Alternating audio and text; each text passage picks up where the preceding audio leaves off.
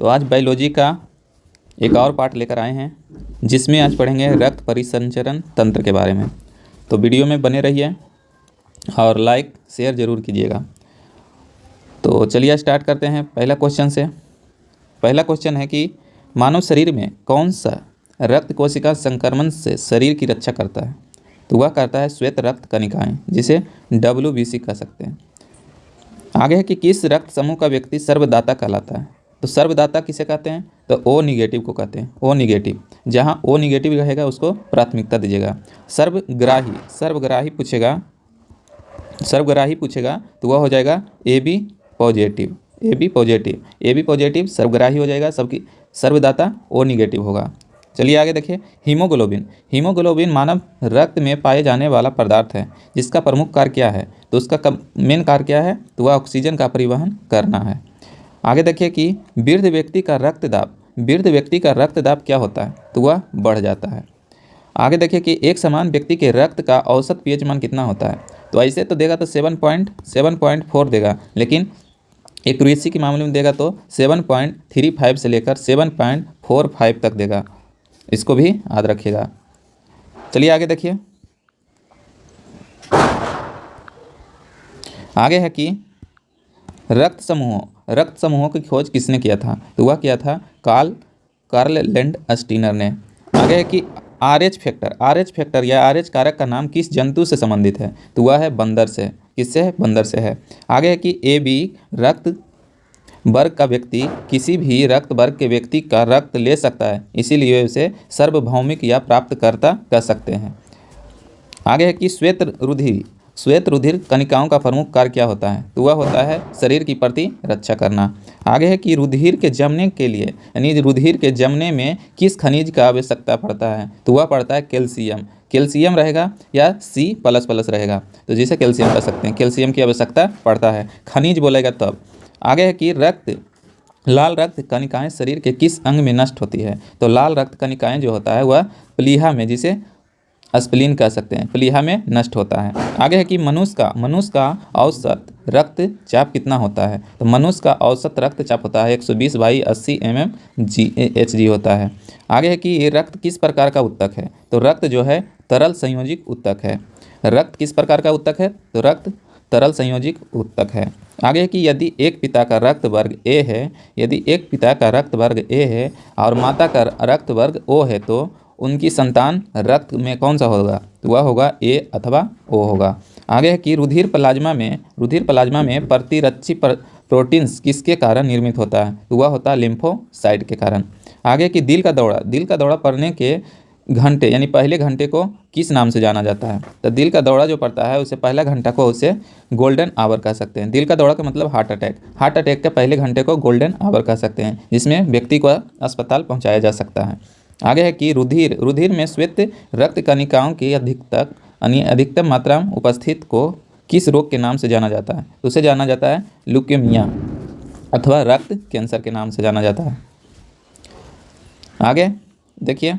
आगे है कि मनुष्य के शरीर में रक्त दाब कितना होता है? तो मनुष्य के शरीर में रक्त दाब जो होता है वायुमंडल दाब से अधिक होता है। आगे है कि इंसुलिन नामक हार्मोन का मुख्य कार्य रक्त में शर्करा की मात्रा का नियंत्रण करना। इंसुलिन का जो कार्य होता है मानव शरीर में, तो वह होता है रक्त यानी हार्मोन, और शर्करा हार्मोन का काम होता है शर्करा की मात्रा को नियंत्रित करना, इंसुलिन का। आगे है कि रक्त में ग्लूकोज का स्तर किसमें व्यक्त किया जाता है? तो रक्त में जो ग्लूकोज का स्तर है वह मिलीग्राम प्रति डेसीलीटर में किया जाता है।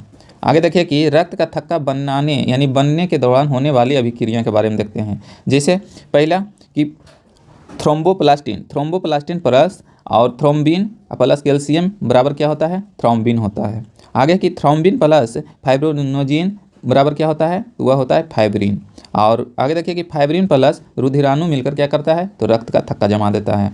आगे देखिए कि जैविक प्रक्रिया को तेज करने में कौन सा पदार्थ उत्तरदायी होता है? तो जैविक प्रक्रिया को तेज करने में जो पदार्थ उत्तरदायी होता है उसे एंजाइम कहते हैं। आगे देखिए कि प्रतिजन एक ऐसा पदार्थ है जो प्रतिरक्षी निर्माण के उद्दीपित करता है तथा उसकी मुख्य विशेषता प्रतिरोधक के निर्माण को प्रेरित करता है। आगे देखिए कि रक्त को हृदय तक पहुंचाने वाली धमनियां क्या कहलाती है? तो वह कहलाती है हृदय धमनियां कहलाती है।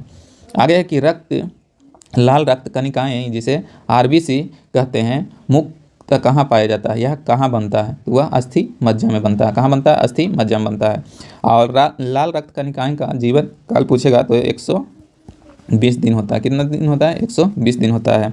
और डब्ल्यू यानी श्वेत रक्त कणिकाएं का जीवन काल कितना होता है, तो इसे कमेंट में ज़रूर बताइएगा। आपके लिए क्वेश्चन है कि डब्ल्यू का जीवन काल कितना होता है। आगे देखिए कि प्लाज्मा में जल का प्रतिशत कितना होता है, तो प्लाज्मा में जल का प्रतिशत होता है जो लगभग 90% होता है। कितना, 90%। आगे कि स्टार्च के जल अपघटन से कौन सा एंजाइम बनता है, तो स्टार्च के जल अपघटन से कौन सा एंजाइम बनता है, तो वह बनता है एमाइलेज। आगे है कि रक्त का थक्का बनाने में फाइब्रोनोजिन का फाइब्रिन में परिवर्तन क्या कहलाता है, तो उसे थ्रोम्बिन एंजाइम के कारण होता है। आगे की हृदय की धड़कन नियंत्रित करने किसकी भूमिका होती है, तो हृदय की धड़कन को नियंत्रित करने के लिए सोडियम की, ये पोटेशियम नहीं होगा, सोडियम की आवश्यकता पड़ती है। आगे की इंजाइम एक प्रकार का क्या है, तो वह है जैव उत्प्रेरक है। इंजाइम जो है एक प्रकार का जैव उत्प्रेरक है। आगे है कि एक धड़कन या हृदय गति की एक आवृत्ति में लगभग कितना समय लगता है, तो एक धड़कन यानी हृदय की एक धड़कन धड़कने में लगभग 0.8 सेकेंड लगता है, जो कि 1 मिनट में 72 बार धड़कता है। इसे भी याद रखिएगा। आगे की रक्तदाब का नियंत्रण किस ग्रंथि के द्वारा होता है, रक्तदाब का नियंत्रण जो होता है किस ग्रंथि के द्वारा होता है, तो वह होता है अधिवृक्क ग्रंथि के द्वारा होता है। आगे की मनुष्य के शरीर में खून के शुद्धिकरण की प्रक्रिया को क्या कहते हैं, तो मनुष्य के शरीर में खून के शुद्धिकरण की प्रक्रिया को डायलिसिस कहते हैं। डायलिसिस के नाम सुने होंगे। जिस व्यक्ति का दोनों किडनी खराब हो जाता है उन्हें हर हफ्ते डायलिसिस करवाना पड़ता है।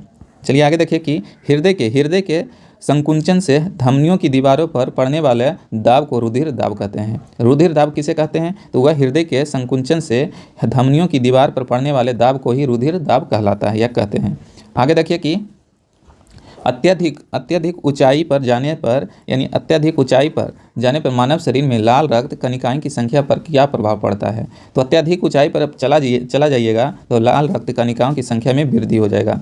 यानी कि कह रहा है कि मानव शरीर में लाल रक्त कणिकाओं की संख्या में वृद्धि कब होगा, ऐसे भी क्वेश्चन पूछ सकता है, तो अत्यधिक ऊंचाई पर जाने के बाद होता है। अगला है कि एनीमिया रोग किस पोषक पदार्थ की कमी के कारण होता है, तो एनीमिया रोग जो होता है फॉलिक एसिड के कमी के कारण होता है। आगे देखिए कि मानव शरीर की सबसे लंबी सिरा कौन सी है, तो मानव शरीर की सबसे लंबी सिरा जो होता है वह तो ग्रेट सैफिन्स सिरा होता है जो पैर में उपस्थित होता है। आगे देखिए कि श्वेत रक्त कणों की संख्या यानी श्वेत रक्त कणों की संख्या यानी कितनी संख्या होने पर रक्त कैंसर होता है, तो वह लगभग 12,000 प्रति सीसी होने पर। अगला है कि रक्तदाब के उपचार में किस पौधे का प्रयोग किया जाता है, तो रक्तदाब के उपचार के लिए सर्पगंधा का उपयोग किया जाता है, सर्पगंधा पौधे का उपयोग किया जाता है। आगे देखिए कि मानव शरीर की सबसे बड़ी धमनी कौन सी या क्या कहलाती है, उसे महाधमनी कह सकते हैं, जिसे अरोटा भी कह सकते हैं। आगे है कि किस अंग को मानव शरीर का रक्त बैंक कहलाता है, यानी किस अंग को मानव शरीर का रक्त बैंक कहा जाता है, तो वह प्लीहा को कहा जाता है। आगे की रक्तदाब मापने के लिए किस उपकरण का उपयोग किया जाता है, तो रक्तचाप मापने के लिए उपयोग किया जाने वाला उपकरण को कहते हैं सिग्मेनोमीटर के एक नाम से जानते हैं। आगे की अशुद्ध रक्त का प्रभाव होता है, तो पहले हृदय से कहाँ जाता है, महाधमनी से धमनियाँ से धमनिकाएं होता है, उसके बाद कोशिका अंग में चला जाता है। ये सबसे पतली होती है। तो पहले हृदय से महाधमनी उसके बाद धमनियाँ, उसके बाद धमनिकाएं, उसके बाद कोशिका अंग में चला जाता है। आगे है कि कोलेस्ट्रॉल की सामान्य सीमा मानव में कितनी होती है, तो कोलेस्ट्रॉल की सामान्य सीमा जो होता है वह होता है 150 से 260 mg प्रति 100 ml पर। आगे है कि रक्त समूह AB को सार्वभौमिक ग्राही क्यों माना जाता है, तो रक्त समूह AB को सार्वभौमिक ग्राही क्यों माना जाता है, तो क्योंकि रक्त समूह में प्रतिरक्षा नहीं पाया जाता है, किसमें, जिस व्यक्ति के AB ब्लड ग्रुप हो, जिसे एंटीबॉडी कह सकते हैं। एंटीबॉडी किस में नहीं पाया जाता है, AB में, जबकि पूछेगा एंटीजन नहीं पाया जाता है तो O में, किस में, O में नहीं पाया जाता है। एंटीबॉडी AB में नहीं पाया जाता है, एंटीजन O में नहीं पाया जाता है। आगे देखिए प्रतिरक्षा यानी एंटीबॉडी क्या है, तो वह है एक ग्लाइकोप्रोटीन। तो अभी बताए थे कि एंटीबॉडी किसमें नहीं पाया जाता है, तो AB में, किसमें, AB में। आगे देखिए सिकल सेल एनीमिया का रोग किसकी विकृति से होता है? तो वह होता है आरबीसी। आरबीसी क्या है? तो लाल रक्त कणिका है। आगे देखिए कि रक्त परिसंचरण से संबंधित अंग एवं उनके कार्य, जैसे कि हृदय। हृदय क्या करता है? तो रक्त को संपूर्ण शरीर में प्रवाहित करता है। हृदय का काम है रक्त को संपूर्ण शरीर में परिवहन करना। धमनियाँ, धमनियाँ क्या काम करता है? तो यह शुद्ध रक्त को हृदय से शरीर के अन्य भागों में ले जाता है। धमनी में हमेशा शुद्ध रक्त बहता है जो कि हृदय से शरीर के अन्य भागों में पहुंचाता है। सिराएँ, सिराएँ क्या करता है? तो सिराएँ जो होता है वह अशुद्ध रक्त को शरीर के अन्य भागों से हृदय तक पहुंचाता है। कहाँ पहुंचाता है? हृदय तक। उसके बाद हृदय से शरीर तक के अन्य भागों में ले जाता है तो धमनियाँ। कोशिकाएँ, कोशिकाएँ के काम क्या होता है? तो वह होता है धमनी तथा सिरा के रक्त का सम्मिलन करना। आगे देखिए, रिसिपेरिन्स नामक औषधि का प्रयोग किस लिए किया जाता है? तो वह किया जाता है उच्च रक्तदाब को कम करने के लिए, उच्च रक्तदाब को कम करने के लिए। आगे है कि कौन सी कोशिका प्रतिरक्षी का उत्पादन करती है? कौन सी कोशिका प्रतिरक्षी का उत्पादन करती है? तो वह करता है लिम्फोसाइट करता है। आगे देखिए, आगे है कि रक्त में उपस्थित प्रमुख पदार्थ कौन कौन सा होता है? जैसे रक्त प्लाज्मा। रक्त प्लाज्मा कैसा होता है? तो हल्के पीले रंग का तरल पदार्थ होता है। रक्त प्लाज्मा जो होता है हल्के पीले रंग का होता है और तरल पदार्थ होता है। एल्बुमिन वह क्या होता है? ऑस्मोटिक दाब उपस्थित करता है। आगे है कि ग्लोबिमिन जो कि संक्रमण रोग से रक्षा करता है। फाइब्रिनोजन क्या है? तो रक्त का स्कंदन करता है, रक्त का स्कंदन करता है। आगे देखिए कि कणिका विहीन रक्त का तरल भाग क्या कहलाता है? तो उसे कहा जाता है प्लाज्मा। क्या कहा जाता है? प्लाज्मा। प्लाज्मा का रंग कैसा होता है? हल्का पीला होता है। क्या होता है? हल्का पीला होता है। और आगे देखिए कि यदि दोनों जनकों का रुधिर वर्ग ए बी हो तो उनके बच्चे का संभावित रुधिर वर्ग क्या होगा? तो वह होगा ए भी होगा, बी भी होगा और ए भी होगा। इसके बारे में पूरा डिटेल में पढ़ेंगे आगे। चलिए पहले उसी को पढ़ लेते हैं। जैसे माता पिता के रक्त समूह के आधार पर बच्चों में संभावित रक्त समूह, तो रक्त समूह कौन कौन सा होता है? जैसे कि अभी बताए थे ए, उसके बाद बी और ए बी और ओ, 4 प्रकार के रक्त समूह होता है। जैसे कि अगर माता का भी रक्त समूह ओ है, पिता का भी रक्त समूह ओ है, तो संभावित रक्त समूह बच्चे में क्या होगा? तो वह ओ होगा। नहीं होगा तो ए नहीं होगा, बी नहीं होगा, ए बी नहीं होगा, ये तीनों नहीं होगा, यह असंभव है। जैसे कि माता में अगर ओ है, पिता में ए है, तो बच्चे में क्या होगा? ओ भी होगा, ए भी होगा, लेकिन बी और ए बी नहीं होगा। आगे देखिए कि अगर माता में ओ है, पिता में बी है, तो बच्चों में क्या होगा? तो ओ होगा, बी होगा, ओ होगा, बी होगा, लेकिन असंभव कौन है? तो ए और ए बी नहीं होगा। अगर माता में ओ है, पिता में ए बी है, तो बच्चे में क्या होगा? तो बच्चे में ए भी होगा, बी भी होगा, लेकिन ओ और ए बी नहीं होगा। आगे देखिए कि माता में भी ए है, पिता में भी ए है, तो वह बच्चे में होगा ए या ओ होगा, लेकिन बी और ए बी नहीं होगा।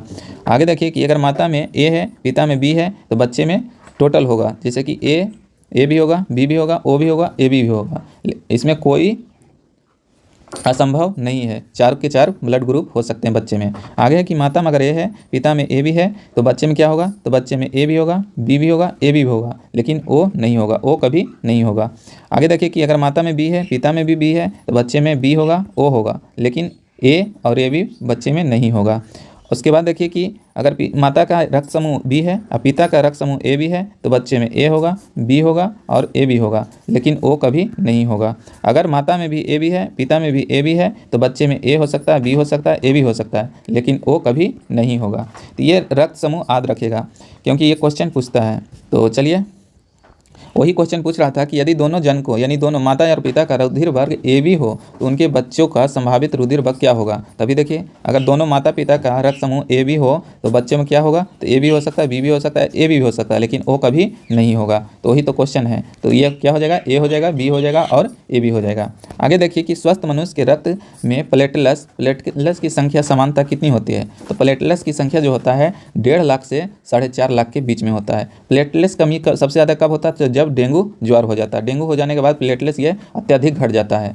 आगे देखिए कि एक वयस्क मनुष्य के रक्त में प्रति 100 मिलीलीटर में हीमोग्लोबिन की मात्रा कितनी होती है? तो वह होता है 14.5 ग्राम, यानी 14.5 कह सकते हैं, 14.5 ग्राम के आसपास होता है। आगे की पेप्सिन, ट्रिप्सिन एवं टाइलिन ट्रिप्सिन एवं टाइलिन एंजाइम पाचन में सहायता करता है। पेप्सिन, ट्रिप्सिन, टाइलिन जो है एंजाइम पाचन में सहायता करता है। आपको कमेंट में बताना है कि इनमें से लार में कौन सा एंजाइम पाया जाता है, तो कमेंट कीजिएगा। आगे देखिए कि ये पढ़ लिए। आगे है कि मानव समान रूप से लाल रक्त कणिकाओं की आयु कितनी होती है? तो अभी बताए थे 100 से 120 दिन। आगे है कि रक्त में ग्लूकोज की मात्रा में वृद्धि को क्या कहते हैं? तो हाइपरलाइसीमिया कहा जाता है। आगे देखिए कि रक्त संबंधी समस्याएं, तो जैसे कि उच्च रक्तदाब हो जाएगा तो उसे हाइपरटेंशन कहते हैं। अगर उच्च रक्तदाब हो जाता है तो उसे हाइपरटेंशन कहते हैं। और निम्न रक्तदाब हो जाएगा तो उसे हाइपोटेंशन कहते हैं। क्या कहते हैं? हाइपोटेंशन। ये हाइपोटेंशन है या हाइपरटेंशन है। और हीमोफीलिया हो जाएगा तो आघात से रक्त स्राव होता है, और रक्ता हो जाता है तो हीमोग्लोबिन की कमी हो जाता है। चलिए आगे देखिए कि धमनियाँ हृदय से ऑक्सीजन युक्त रुधिर को शरीर में विभिन्न अंगों में ले जाती है। धमनियाँ का काम क्या होता है?